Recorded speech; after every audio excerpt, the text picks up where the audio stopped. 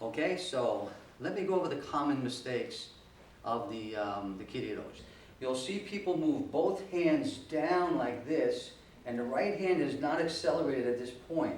So the sword did not go into position for attack. It's still in the same relative position in relation to the attack. It's on this line. Okay, and that's a very common mistake. I see it all the time. What we want to do is, as we bring the left hand out, we want to make sure that the right hand is traveling forward, bringing the sword into position for attack, okay? So this is one way to break that. Going where you get to here, and it's like I said, 10, 12 inches from your head, making sure that your hands are on the vertical line, with the right hand getting ready to pass the left hand. Okay, so here's a problem with attacking with the kirioroshi generally that I see. And this is very, very prevalent with people practicing. They're up here in the jodan position with the sword looking ready to attack, and they drop the sword backwards and then forward. Okay? Backwards and forward. All right? That means that the right hand was not engaged in pushing forward. It was too relaxed. So when you're in this position, think of just pushing forward with the right hand. Push forward with the right hand. Don't let the sword drop backward. Another common problem is no wrist. Remember what I said about this live and active wrist? The wrists have to be rolling and pushing, okay? Here's an example of no wrist. Nothing changed. This stayed exactly the same, okay? So because of that, we had no extension, and we had just cutting up close. And you can still cut like that, but the distancing that you have is going to be very much closer to you than extended with the wrist. It's the difference between cutting here and cutting there, that much amount of space. Okay?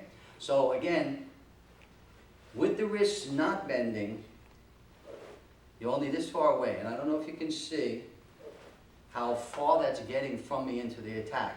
Also with the wrist, watch the difference. When I go here, you see the arms almost without wrist, they almost never get to straighten up until they're all the way down.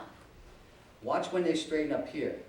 See how far they're straightened? They're straightened up way up here, which brings the sword way out there. Okay? If you're just heading straight down and not making the wrists change, you're going to be too close to you.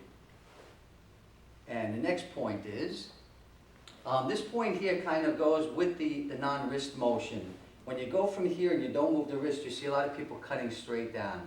And it's the same type of feeling where you're not getting any extension and you're cutting straight down. So because of that, you lose a lot of the slicing feeling. And the slicing is what gives us the depth in the cut. Okay, here's another point in the kirioroshi. People get to their top point here, and the jodan is a striking point. It should be a place to start from and attack from, okay? We don't go up higher from there and come down, okay? So right from here, we push outward and down. So the hands from here go outward, not upward, but outward into the attack. Watch the difference. Upward attack, outward attack. See, it's more direct, it's quicker. Okay, moving the constant right toward the target immediately. So this next point, we'll see a lot, talking about that slicing and that cutting action, I'll see a lot of people that will go way out here, all the way to the bottom, and then try and pull back. Okay, so the hands went as far as they could down and then almost went straight back. There's always a crescent in this motion, so it should crescent all the way to the bottom. This is going all the way out and pulling straight back, all right? That's flat at the bottom. That's incorrect. Your hands will hit the bottom as part of a curvature, not a flat movement across. Everybody follow that? Okay? And in line with that, I'll see a lot of people that actually make that movement that don't even pull back. They'll stop way out here. See this way far away from the body. See that? See how much space? Like way too far out. This should pull back. You should feel it in about a fist away from the body when you're done. This is too far away. It way out there. See the distancing? Way far away. The cut should finish down here. You should feel your upper arms against your body when you complete this cut, almost like if you had a table in front of you and if you wanted to push yourself up from the table. That's how your arms should feel against your body. That's what locks and finalizes the cut. So don't finish away from the body. Make sure they're in, and make sure that's a crescent. Crescent getting down to that final point. Okay, so I hope you avoid those common mistakes.